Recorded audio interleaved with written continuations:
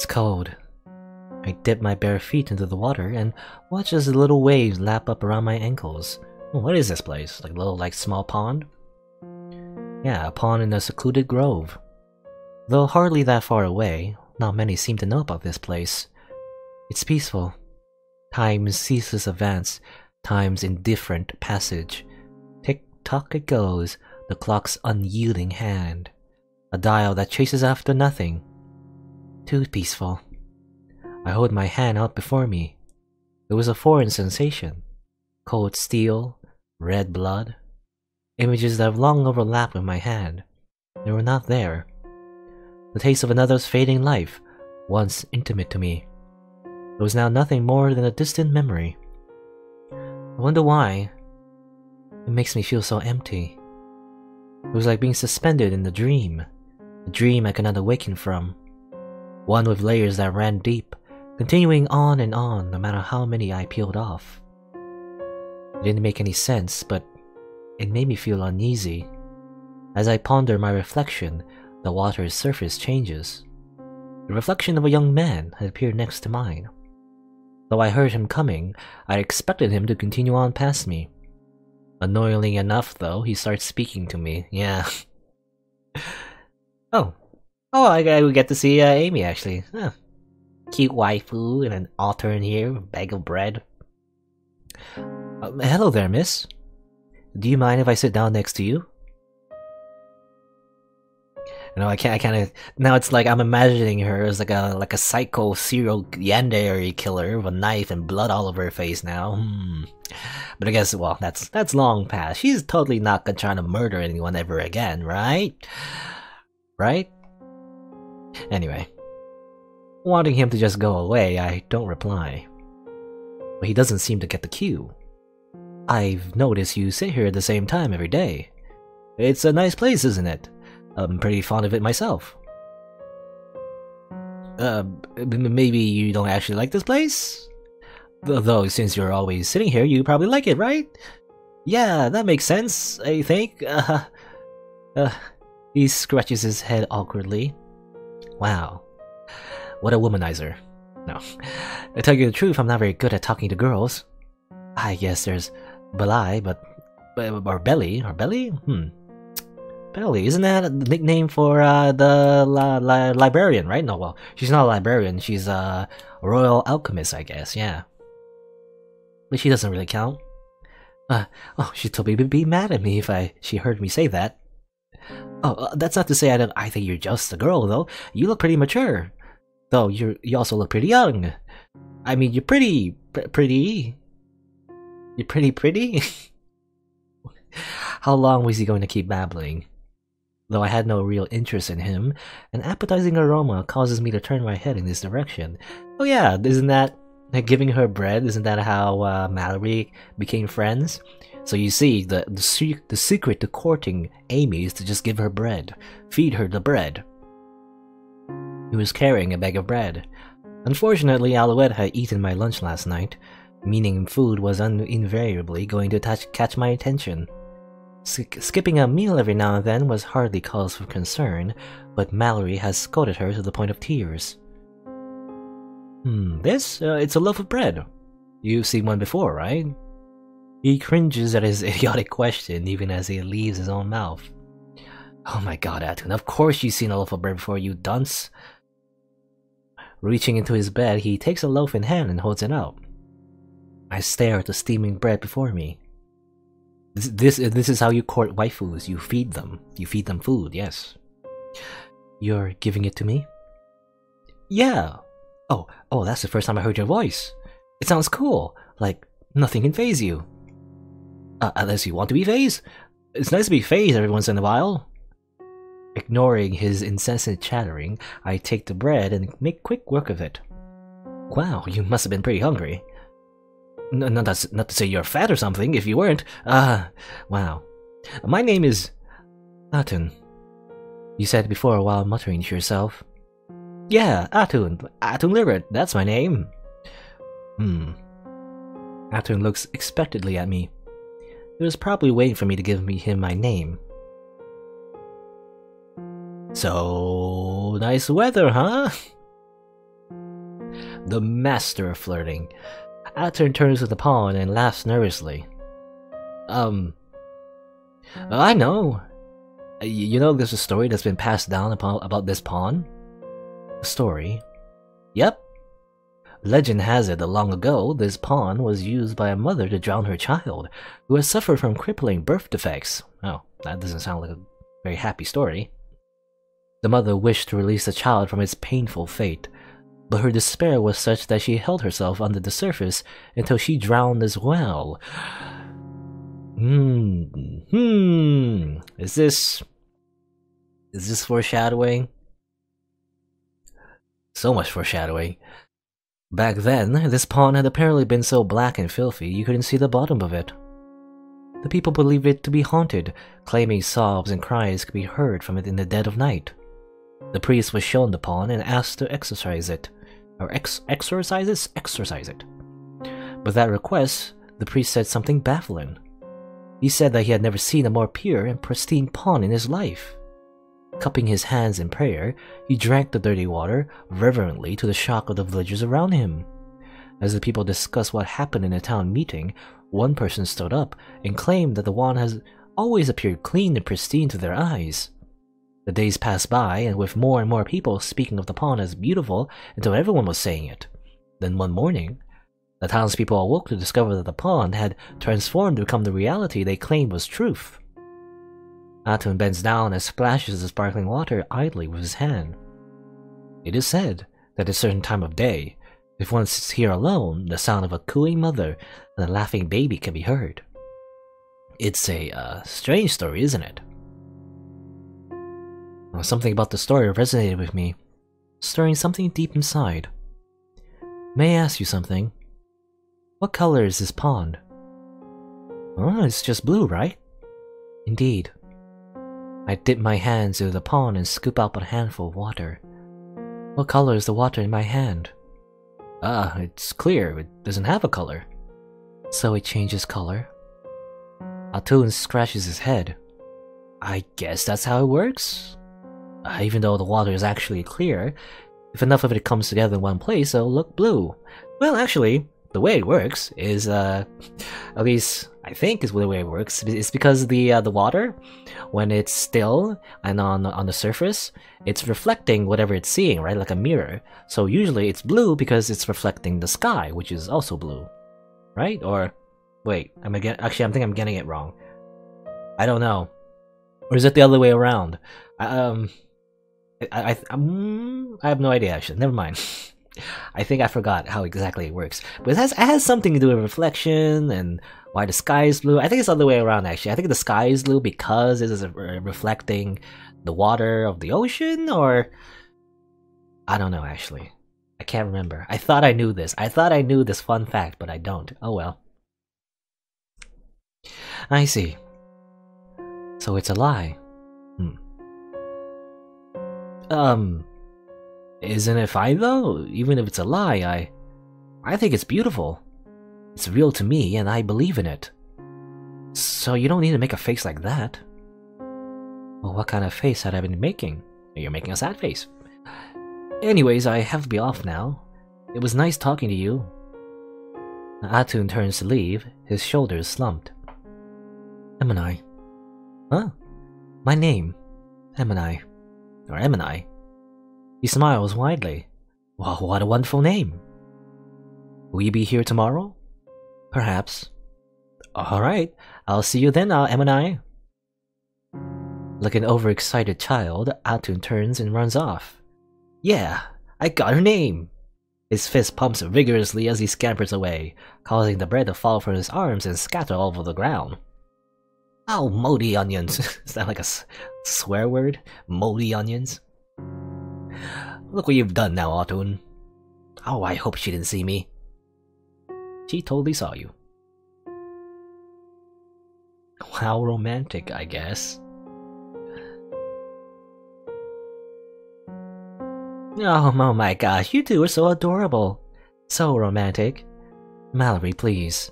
He tried to woo me with a story about a mother who murder-suicided their disabled child. Yeah, I was wondering about that. Why did he tell a story like that? What a weird story. There's something wrong with your sense of romance. What? I think I figured out the way to your heart, Amy. Yeah, is it food? You're gonna say something stupid, aren't you? Remember when we first met? The first thing I did was give you a loaf of bread too. You're like a cat. You only open up to someone if they feed you. Oh, you can't be serious.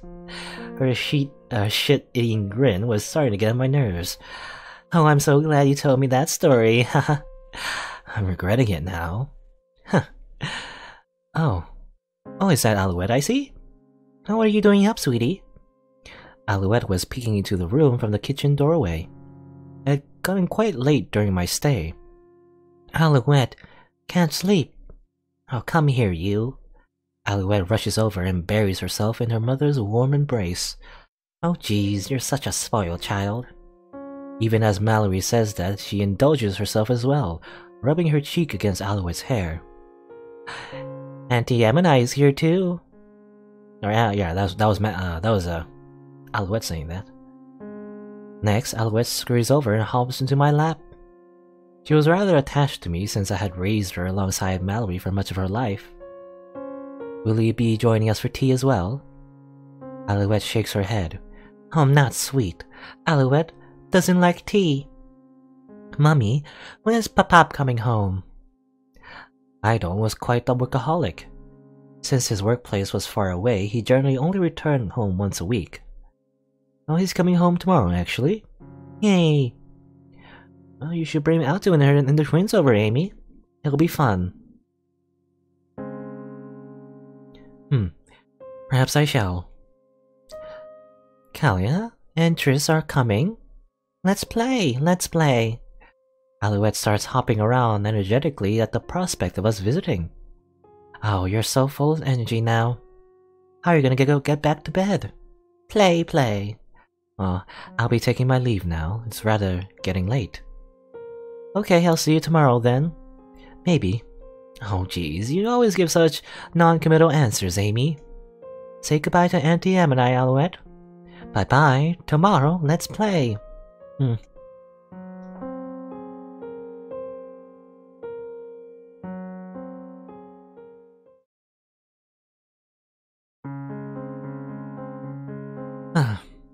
I let out an exasperated sigh as I stand before the entrance of the Bastia home. As planned, I had brought Kalia and Tristan over to play. Oh, so it's the next day. However, why are you two hiding down there? The twins had taken refuge under my dress just as I was about to knock on the door. I wasn't particularly fond of the bloated appearance it was giving me. Well, they're trying to get back into their original home. That again? You already made that joke. I shooed a little runs out from under me before proceeding to knock. Even this rowdy duo could be unexpectedly shy at times.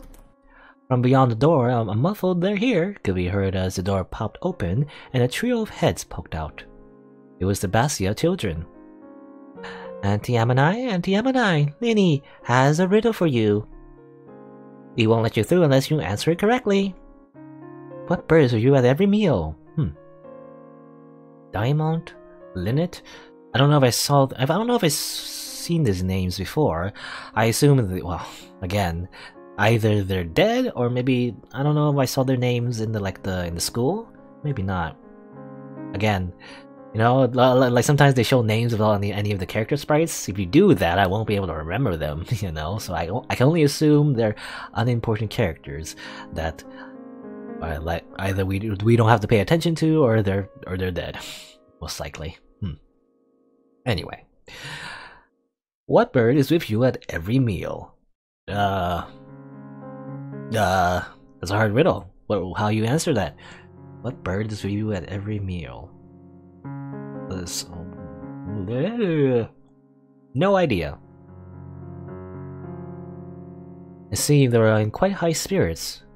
Oh, I don't know, a robin? Finding it too much of a pain to think about, I answer the first thing that comes to mind. I mean, my first answer would be maybe chicken, but, you know, chicken's not always with you. Sometimes you eat chicken, I guess, but not all the time. Wah. Wah wah.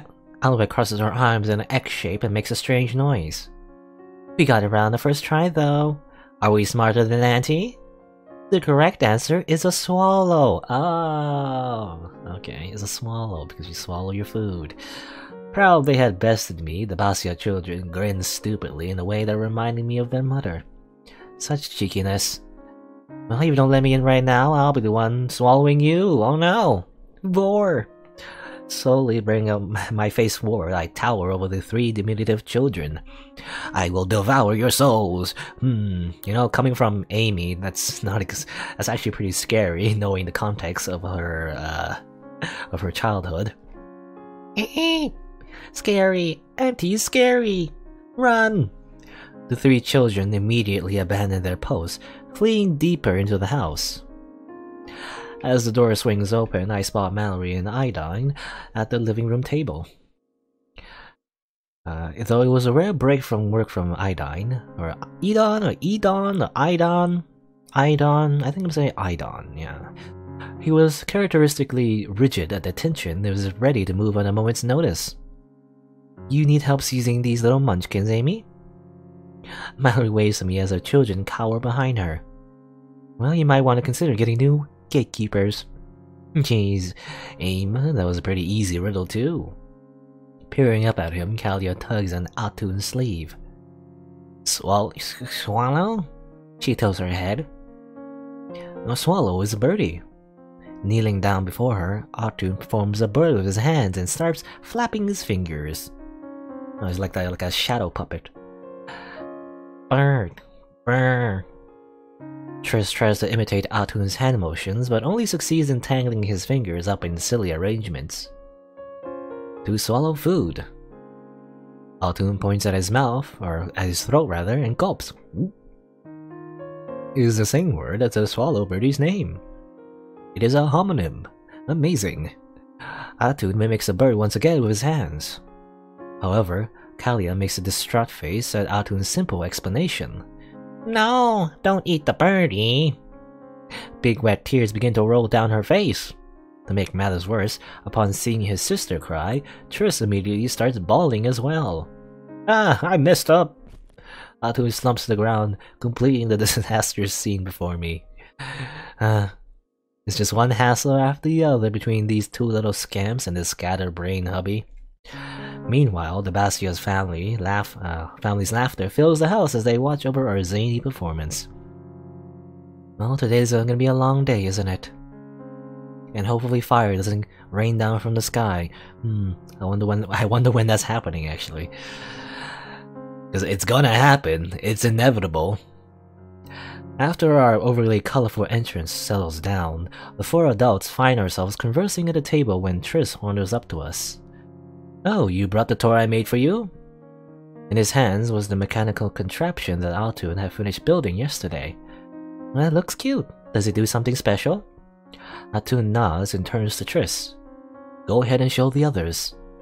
While it seemed difficult for him to wind up by himself, when Kalia chipped in and they worked together, it was a feasible feat even for their sticky little hands.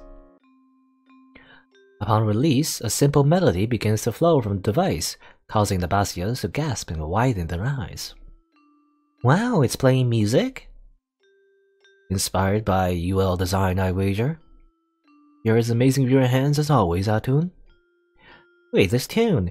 I know the tune it comes from. The elf folds his arms and furrows his brow. Can I see it, please? Though I expect the twins to act possessively, I handed over to Lynette fairly easily. Well, if only they could learn to share that well with each other. Oh, okay. CG, amazing. Who's who?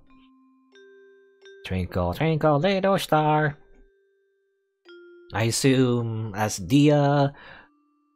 Which one's Alouette? Alouette is this one, right? Alouette's, this is Alouette. This is Lynette. This is, twins, you know, Triss and, Kalia. Who's this? I assume Mallory? I guess. Yeah, it's not Amy, so it must be Mallory. So this is Mallory. Oh, interesting. You know, it's interesting that they drew CGs with these characters, you know, but we never really see them as sprites, because usually in visual novels, you show the characters talking, right? But even though there are like designs for them, we don't see them, you know, actually drawn. Which is a bit of a shame. I kind of want to see them, you know, on screen and stuff. I guess not. I think it's maybe it's because the story takes place while they were kids and as well as they're adults. They didn't want to like draw like both the adult version and the kid version at the same time. You know, maybe they ran out of time. I don't know. Because again, I think this visual novel is actually free. I don't know if I mentioned that, but Fallstreak is just a free visual novel, right? So sometimes you just run out of time. You gotta make some. You gotta have some priorities on which you want to focus on and what you want to finish. So maybe they prioritize finishing the CG rather than making extra character sprites. I'm guessing. Who knows? Anyway, Alouette thinks it's Twinkle Twinkle Little Star. No way. It's definitely the alphabet song. Alphabet? A B C D E F G. I mean, I guess sort of. Mom thinks you children are making a mistake. It sounds like Baba Black Sheep to me. Really? Baba Black Sheep? I guess. Or maybe all of the above? I don't know. Do they have the same melody? I never thought about that, actually. Twinkle Twinkle Little Star. Baba Black Sheep. Are you anymore? No, I don't think so. A, B, C, D, E, F, G. I don't know. Maybe they have similar melodies, but not exactly the same melodies. With all the care in the world, Kalia and Triss watch Lynette fiddle with the device as the argument escalates around them. Well, why don't we ask the original creator? What song did you build the device to, Altun? Well, that's a tough question. I was only thinking of the melody when I made the music box. Sorry, I don't know what song it comes from either. A pensive silence takes hold of the room at Altun's confession. Well, nobody knew who was right anymore. Was the tune Twinkle Twinkle Little Star, the alphabet song, or Baba Black Sheep? We will never know the true mystery of this visual novel. The truth is, unexpectedly, the one to break the silence was little Lynette. Oh, everyone's right. It's all the same tune. Amazing. Yeah, is it? I'm listening.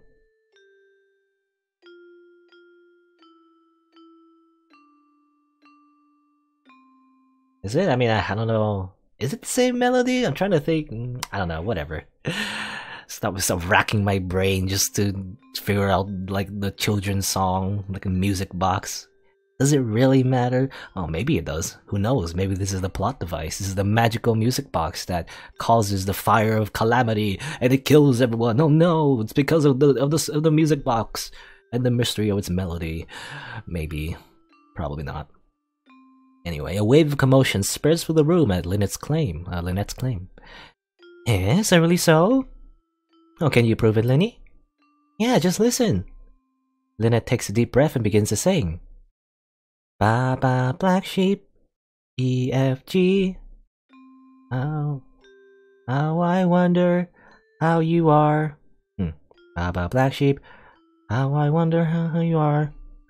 Weaving in lyrics from all three songs, Lynette sings to the tune of the device without missing a beat. Wow, okay, so I guess it's just all the melodies in one, okay. Kinda hard to wrap my brain around that, but I guess so. Weird. Why did you do that, Altun? Why did you just put like a melody from all three songs into the music box? What a weirdo. Wow, it's true, Linny. It's so amazing. I see. Idon nods gravely, his arms crossed in the pose of an intellectual. Lynette will know best since she loves learning new lyrics and singing so much. All of a sudden, though, he stands, rising with such force the chair slams against the ground behind him.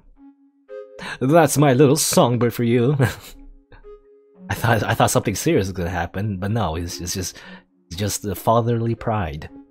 The veins on his temple begin throbbing like the visceral embodiment of a father's pride. Yeah. Meanwhile, startled by the sudden loudness, Kalia and Triss dart under my dress as if it were the most natural thing in the world. What the thought hiding under my dress? Well, I'm wearing pants next time. Oh, they're trying to get back. I've already heard that joke enough times already. Oh, guys, I remember Linny and Dia used to do that to me all the time. Mom, it's red. Dia's face is all red. Oh, it's comfy down there. Getting caught up in the atmosphere, the adults end up playing around with the children for pretty much the whole day. I mean, well, yeah. Eventually, though, some god decides to take pity on us, and the rapskillions finally grow tired and start dozing off on the carpet. With the kids out of commission, a moment of peace and quiet finally descends upon the house. Oh geez, you sure have a lot of energy, Idon. Atun fans his face as he settles back into his seat at the dining room table. Oh, even when playing, one must give their all. Work hard, play harder. Huh, your husband knows no chill, Mallory. The children really enjoy the piggyback rides we give. Though, I bet they would have liked it if Amy pitched in more. Oh, don't talk to me right now. I don't understand how children have so much energy. Well, I think it's really admirable, though, Idon. Even though your blood does not run through Alouette, you treat her as your own. She's blessed to have such a wholehearted father. Yeah, I guess, yeah. I think it's implied again that Alouette is not of the... Or rather, not implied, but it's right there. He just told us. Alouette has a unnamed father. Well, a dead father, I believe. While I appreciate your words, Atun, you're mistaken about something. It was not I who accepted Alouette. When I had nothing left in the world, it was she who accepted me. Idon brings his hand to his chest in heartfelt sincerity. Alouette, Mallory, and Amenae, it is because of your strength and compassion that I still draw breath here and now.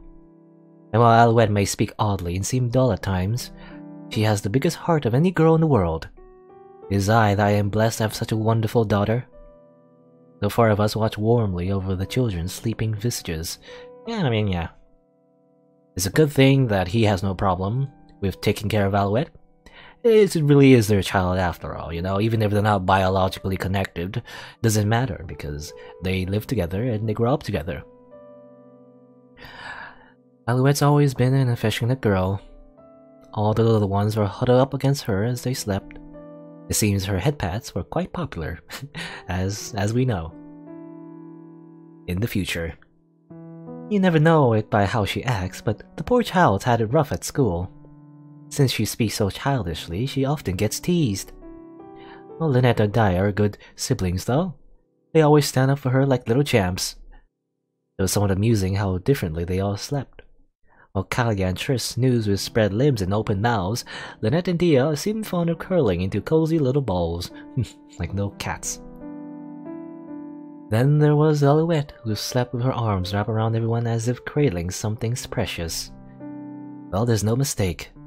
If there's something in life worth protecting, it's this. Have I told you, by the way? We're hoping to get a bigger house for ourselves soon. The children are growing bigger so quickly, after all.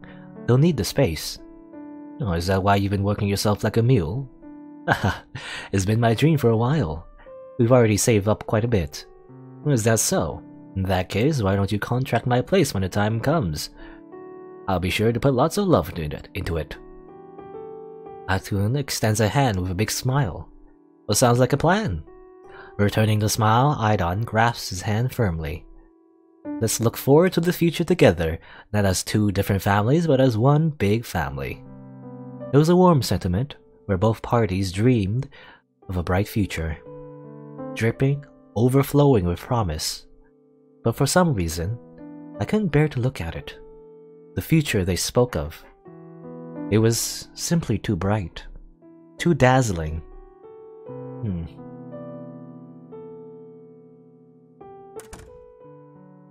After a short chat, Mallory and I step outside to take a stroll at her request. Don't the stars look so pretty tonight, Amy?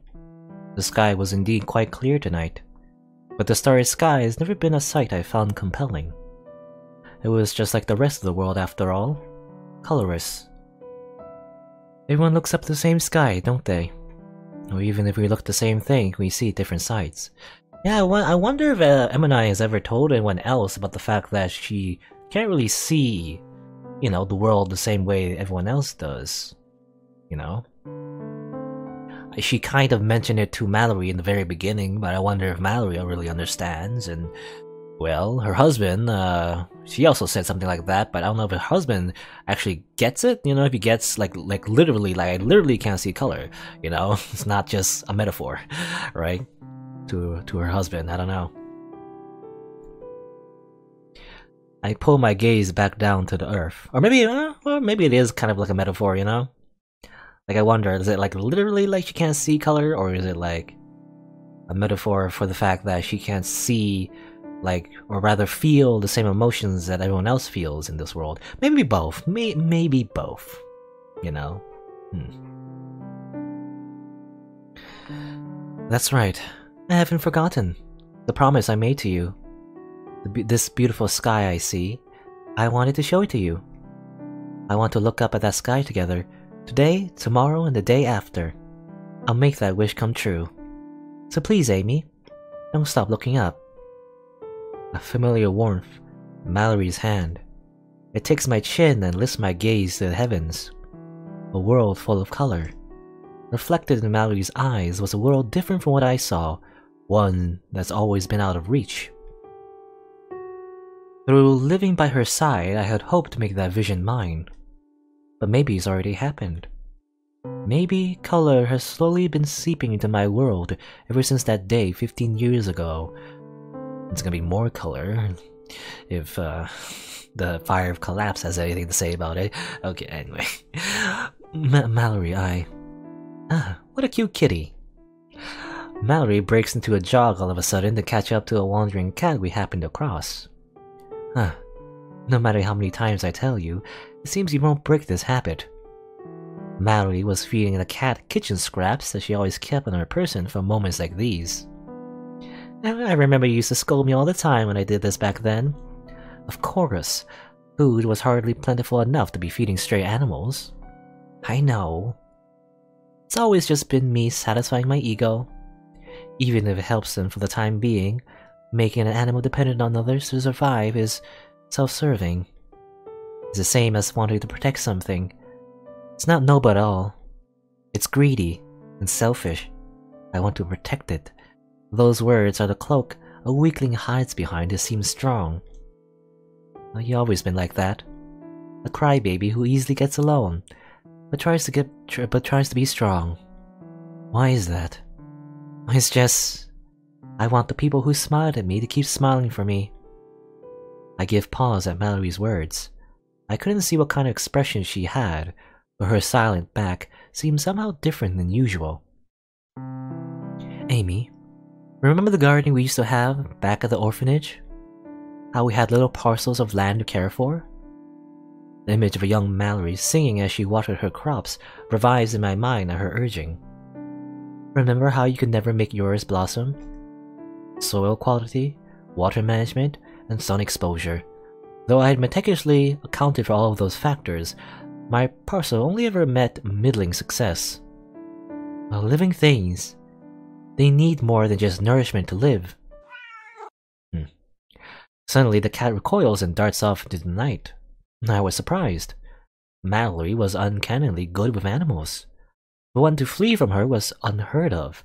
You know, animals tend to have like a sixth sense when it comes to natural disasters. So that's when I notice her trembling, outstretched hand. The damp ground before her, wet from raindrops of a clear night sky. I don't understand. It's peaceful, so very peaceful. Yet for some reason, that scares me. I'm happy, but I'm scared. I'm satisfied with so little, but at the same time I want more. I want these peaceful days to keep going. It's the same for me. These hands of mine are holding it. The soft warmth is this peacefulness. Yet I don't know what to do with it. It was something new to us. In our struggle to survive day to day, we had only been able to look at what was right in front of us. For much of our lives, that was the only way we knew how to live. But that's no longer the case. Human beings are frighteningly adaptable creatures. There are times when we adapt so well it dissociates us, confounds us. It's strange. I can't stop trembling. I watch on as Mallory lowers her head and hugs her knees. I never imagined happiness would feel this fragile. I'm so terrified of losing it, just a mere thought paralyzes me. Well, I suppose we know why the cat ran away, Miss Sunshine. Mallory goes silent. Then, without warning, she begins to laugh. A mirthful laugh, bleeding away the anxiety. Well, that's the second joke I've heard you make. I never knew how much I needed a wisecracking Amy in my life. Oh, you're so cute. She hops over to me and begins squeezing my cheeks. Not again. Hey, Amy. What? What is it now? Thanks for cheering me up. Leaning in close, she kisses me on the cheek. You know, Amy wants a little more than that, Mallory, but oh well. You're not welcome. Are you blushing? I think you're blushing. It's dark, you're imagining things. My dear Amy can't be this cute. Shush you. With a spring in her step, the two of us make our way back home. As I listen to her hum, with a bright smile on her face, I gaze up at the sky above. It was a tiny feeling, a little tugging at the corner of my heart. But for a fleeting second, I thought it looked beautiful. I can't see the same world Mallory does. I might never be able to see it. But even then, it's fine. So long as I have her by my side, she'll see enough color for the both of us.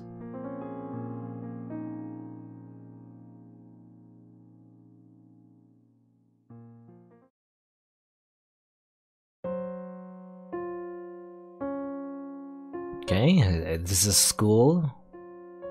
Thank you for coming today, Mrs. Lurrit. Lurrit. I know it'll be a while until Kalia and Tristan leave daycare and formally enter preschool, but there's a lot of logistical things with the new education system that I'd like to get out of the way.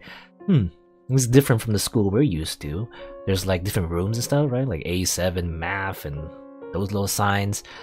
You know, more like, you know, modern style schools with like probably like a lot of people, right? So I assume this is during when the time where the population was actually pretty big still. We're not living in like a remote village or anything. It's fine. Trish seems to be enjoying himself anyway. The young school teacher looks back into the classroom where Trish was timidly playing with the other children. Well, did you bring his sister with you, by the way? My husband was supposed to bring her. Knowing him, though, he's probably conveniently lost. He's not very fond of paperwork. I'm not sure now I know anyone who is. I'm sure Callie is just as cute as Tristan, though. I look forward to teaching them. The woman's earnest smile makes me falter. I wasn't good at dealing with people that could be so open-hearted with someone they just met. Somehow I understood, though. This woman would be a fine person to leave the little ones with. However, when I open my mouth to voice something to that effect, something cuts me off. For a split second, the world goes deathly quiet. Nani? Ah! My body lurches off balance as the ground below violently shakes.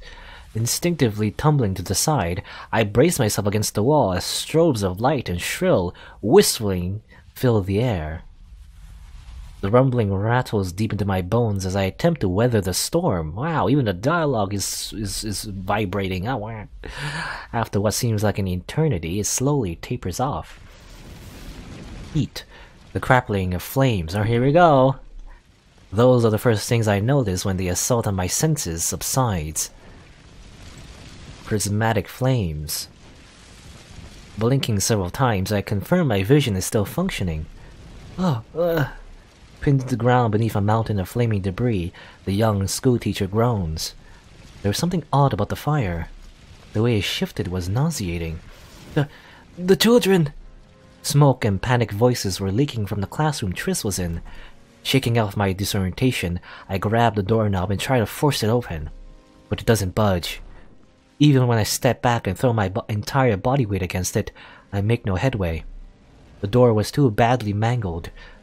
Two doors down! Storeroom! A fountain of blood spills from her mouth. Yeah, well, it's kind of like noble for the schoolteacher to Not worry about herself, but rather the children. The children first, please. Please save them. Ah. There's an axe. An unusual fire had spread onto her legs, but she doesn't seem to know this, as the flames etched bizarre patterns into her exposed flesh.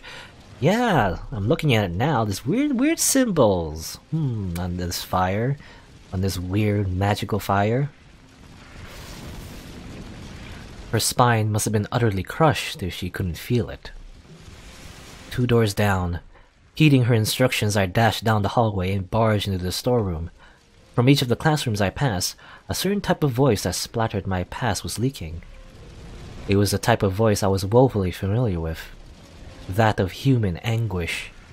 Clamping down on myself, I killed my thoughts. Right now, Triss's safety was my priority. I didn't need to think about anything else. Snatching an emergency axe up from the corner, I raced back to the classroom. Hurry! Even as her own life bleeds away, the trapped woman urges me. Well, your sacrifice hopefully won't be in vain, school teacher. Well, actually, well, let's see, because it might be actually in vain. Anyway. Aiming slightly offset of the doorknob, I bring down the axe. The door splits under the impact. I drive my heel into it, causing it to give and separate from its frame at last. Masking my face with a handkerchief, I lower myself into a crawl and enter the smoking room. Yep, gotta when there's fire, you gotta you know, drop to the ground because smoke and carbon dioxide, it can choke you, but it usually rises to the top, so that's why you gotta stay low. Several small corpses, oh man, were spread along the floor near the door, having perished from asphyxiation. Well. Now hopefully, we know, at least Triss survives. Triss, where are you? My muffled shout rings out amidst the din of fire. Braving the searing heat, I push deeper into the room, even as the lack of oxygen and smoke press down on me. A series of barely audible thuds.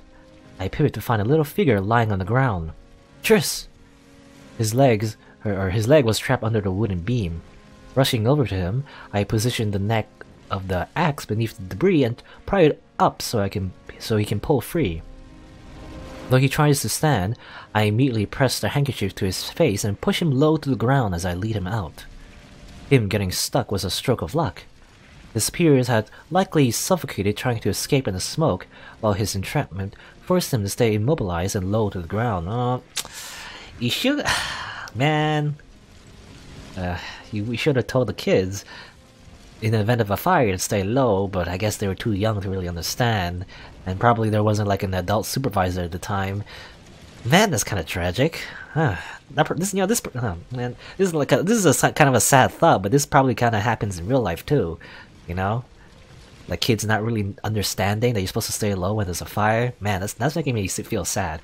Okay, stop it. Though he was limping slightly, it was minor compared to how he could have ended up. Upon exiting the classroom, I find the injured schoolteacher looking up at me. Her eyes focus weakly on me, but it didn't seem like she had the strength to say anything.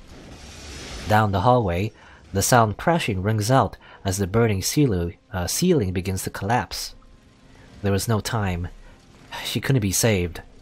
The old me would have left her behind without batting an eyelid, but maybe something had changed in me over the years. Yeah, actually we care, for once. You've done enough. Kneeling before her, I gently ease her eyes shut. Rest now. A faint smile graces her features as tears squeeze out from beneath her eyelids. The least I could do was end her suffering. Okay, here we go killing again, but at least this time it's not like for evil reasons, maybe? You know? Without looking back, I raced down the hall with Triss in one arm and the axe in the other, like it's a mercy kill, I guess. I fly down the stairs only to find the door to the first floor shut. Rather than reaching for the doorknob, though, I press the back of my hand against the wood. Yeah, you shouldn't touch doorknobs. They also get heated quite quickly, especially if they're metal. And yeah, this is how you check the door. If on the other side there's fire, you check the door by touching the actual frame. It's hot. and instinctively jerk away. This way was no good. Doubling back, I eye a window on the staircase. It was a fair distance off the ground, but it would have to do.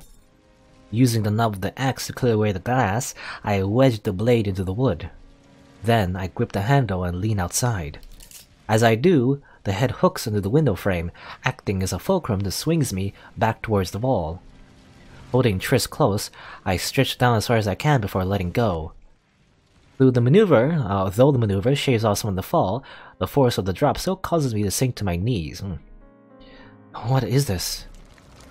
Okay, we survived, but as it turns out, looking at the entire world is a bit of like a apocalypse scene, isn't it? When I look up, an unbelievable sight greets me. Though it was midday, the entire sky had darkened over.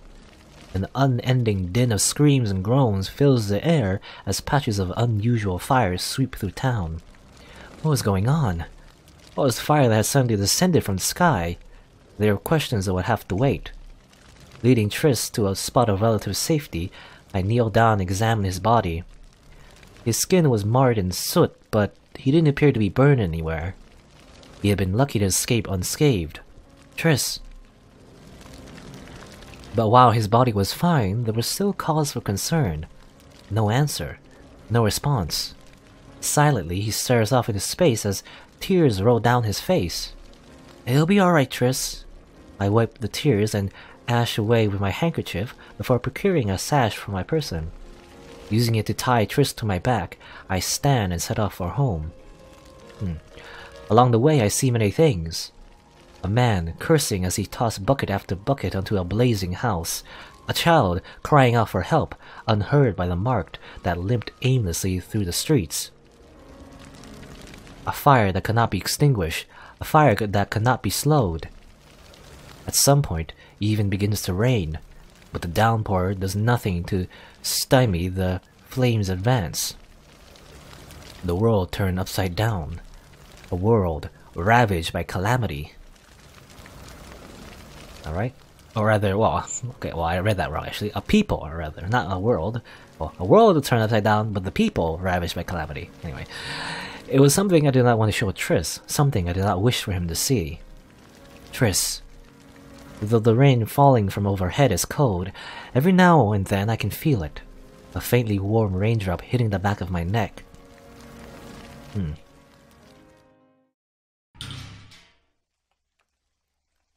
Well, yeah, at least our house isn't on fire at the moment. When we make it back home, I find our house untouched by fire. Kalia? Autun? No answer comes. They didn't seem to be home. Though their safety was a concern, searching for them blindly won't accomplish anything. Staying put was the best course of action. Placing a pot under the faucet, I begin stockpiling water. While the plumbing still seemed functional for now, there's no guarantee that it continued to be the case. Yeah, that's smart thinking. Just as I begin taking inventory, the sound of the door being knocked open erupts from the front of the house. I should have recognized who they were immediately, but their appearance was somehow wrong. Autun? I rush to his side as he collapses to the ground, an unmoving Kalia cradled in his arms. His hands were blackened with strange marks from the mysterious flame, while Kalia's hands... Well, yeah, we know what happens here. were simply no longer there. Well, at least they're alive, that's one thing. At the very least, they have their lives. They gotta live on, you know? But, well... Speaking of lives, what happened to... Well, what happened to other people? Anyways, searing heat, I guess we'll find out. Roaring fire. I forced my eyes open. At some point, my surroundings had transformed. A shattered town, crumbling to the ground all around me. Was this Socotrine? Under a burning sky, a rainbow-colored fire was ravaging the world. Panic seizes my heart as the fire swells, spreading its burning tendrils through the area. Are we still playing as, or is this still the perspective of Amy? Or is it someone else? Because I don't know why Amy would go back outside if she was safe in her house. No, we'll see. Daddy! Daddy! A familiar voice calls out. Oh, I think we're playing as Altun actually, or playing, or from the perspective anyway, from Altun. I think? Kalia! She had fallen a short distance away. A giant mass of burning wood and stone was pinning her arms down. Kalia! Horrified, I dashed over to her. Daddy! Her face contorts in tear-stained agony. It hurts. Hold on, Kalia! In a panicked frenzy, I grabbed the mass pinning her down. A hissing sound pierces the air as my flesh bubbles from touching the rainbow flames. Gah! Kalia screams as the twisted mass shifts weight over her pinned arms. It hurts! It hurts! I push until I can no longer feel my arms, but it doesn't budge an inch. Damn it! Tormented by Kalia's cries, I howl in frustration. Before long, my singed arms fall limply to my sides. I drop to my knees. Dizzy headed from the smoke, Kalia's feeble voice barely registers in my murky consciousness. At this rate, Kalia was going to die. No! I won't accept a fate like that. Pulling myself together, I scan my surroundings. My eyes dart along the ground, locking into a suitable object, a blackened shard of metal with a saw-like edge. I feel my sanity leave me as I grab it with trembling hands and lift it over Kalia's trapped arms.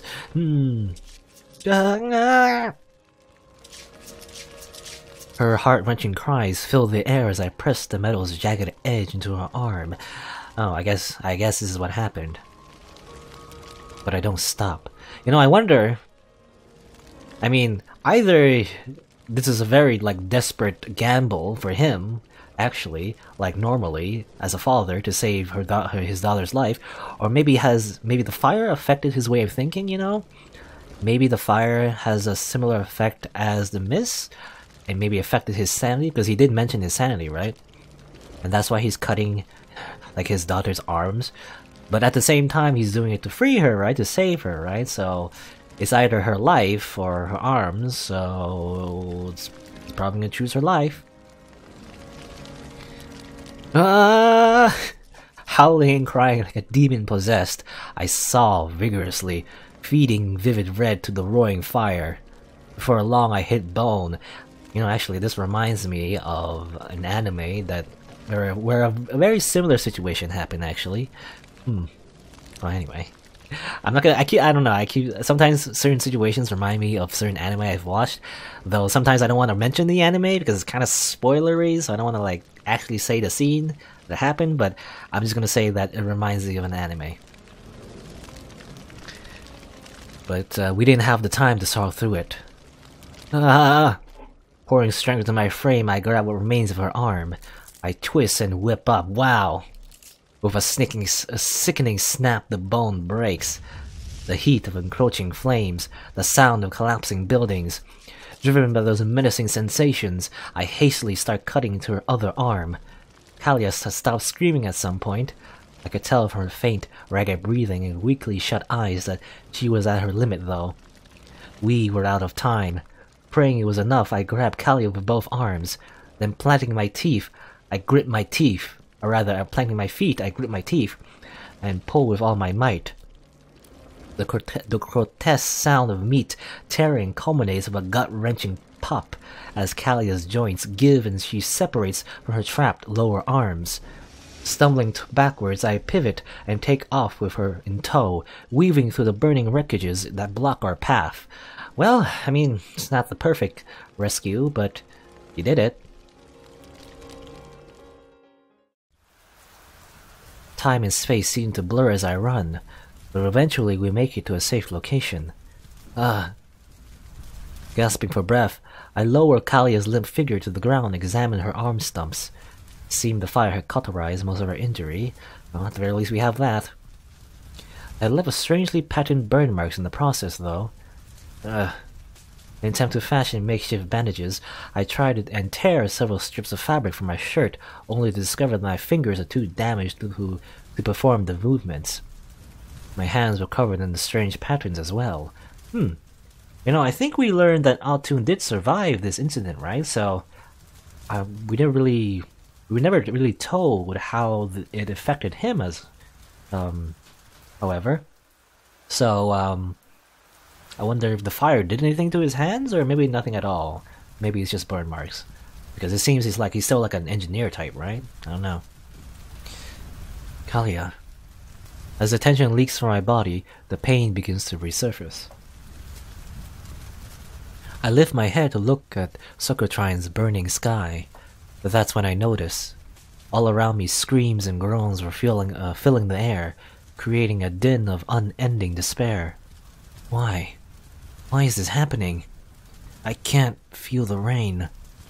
With great difficulty I managed to bend my fingers back. Although I can clearly see the falling rain hitting my hand, I couldn't feel a thing. Okay, maybe one consequence is the fact that his hands are numb. One day had passed since I patched up Kalia and Altoon. Between Kalia's amputated arms and the severe burns on Altoon's hands, it wasn't difficult to deduce what had happened. And Tristan seems, well, I guess Tristan is mute at this point. I guess the fire also affected him in that sense. I wonder why. Maybe because he inhaled the smoke? Maybe that's why? At least a little bit. At my side, Triss appears over to where Kalia is resting. He looks back and forth between Kalia's absent arms and his own intact ones. Gah, gah. A bead of sweat rolls down Altoon's face as he writhes in pain. It's spreading again. A bizarre phenomenon plays out before me. Without warning, the marked areas on Altoon's hands begin to glow. When the light subsides, I observe that the burn patterns have crept up his arms. The same thing was happening to Kalia's burns as well. It seems the wounds inflicted by the unusual fire were harmful even after their initial infliction. It was like a disease or a curse. Okay, so we didn't really learn about that before. This fire is like a curse. I had to find a way to treat it before it did any more damage. Watch over Daddy and Kalia, Triss. Food, water, and medical supplies has already been set down in arm's reach of the bed. Don't leave. Don't let anyone in. Don't let anyone in? I mean, yeah, in times of crisis, you probably don't want people in because people are desperate, you know? They might steal some of the stuff that you have. In like a tragedy and whatnot. Retreating into my room, I make preparations to set off. A locked drawer. For years, I only ever touched it to maintain its contents. My heart beats not. After inspecting them one by one, I tighten a holster of throwing knives around my leg. Okay, is she going back to being a yandere knife lady? That's what you gotta do to save your family. As I do, my eyes drift over to the proof of my existence, a razor-sharp butcher knife that carved to a taper point. Breath does not come from my mouth. The scratches and chips that marred it were proof that I succeeded in carving a path to this day. Even after all these years, it still felt natural in my hand, as if it were but an extension of my body. My feet do not tread upon this earth, for I am colorless. The weight of steel was one of the only absolute truths in life. Sincere and free of lies, it was the quality of purity that enabled it to spill blood with ease. The past was never something I could escape, was it? Concealing the knife on my person, I lock the door behind me as I leave. What are you gonna do, Mom? Oh, you see the colors lost in the scene. What is she doing? I mean, I guess the disaster is over now, but how exactly is she gonna cure Kalia and Altoon? And with knives in her hands. I mean, well, maybe I'm reading it in too much. Maybe she's just keeping the knives with her to protect herself, you know, self-defense, as she scours the ruins, you know, trying to get help in some way. Oh, and I see here the little symbols here are still alive, or rather, they're still written on the ruined buildings. Hmm. You know, we might not get an answer for this, but something caused this fire of collapse on us, right? I wonder if it has anything to do with the experiments that Sokotron was doing, you know? Maybe? Maybe not? Maybe this is a natural disaster? But I'm just thinking, it's just too suspicious. I feel like it's an artificially made one, but maybe not. Maybe I'm just wildly, you know... I'm wildly, like, assuming too much. Maybe not. But anyway. But for now, let's see. Before we continue with Amy's perspective, which is interesting actually. I don't know why we suddenly, like, for one, we were usually from Adlice's perspective, then we suddenly turned to Triss's perspective, and then a little bit of like a backstory for the twins, we like a little bit of connection to them, we go back to Amy, you know, and now we're just Amy in this Fire of Collapse. That's what it's called, right? Fire of Collapse? Fire of Calamity would also work as well, I guess, but I think the official name is Collapse. Fire of Collapse. Yeah, I wonder why we're suddenly Amy. Like, I really wonder, well, I mean, we saw a glimpse. Apparently, Amy tried to murder Triss in the bottom of a well. Double, like, murder-suicide? I don't know. We'll see, I guess. See what happens. I don't know what causes her to do that. Did she lose her sanity, or... Oh well.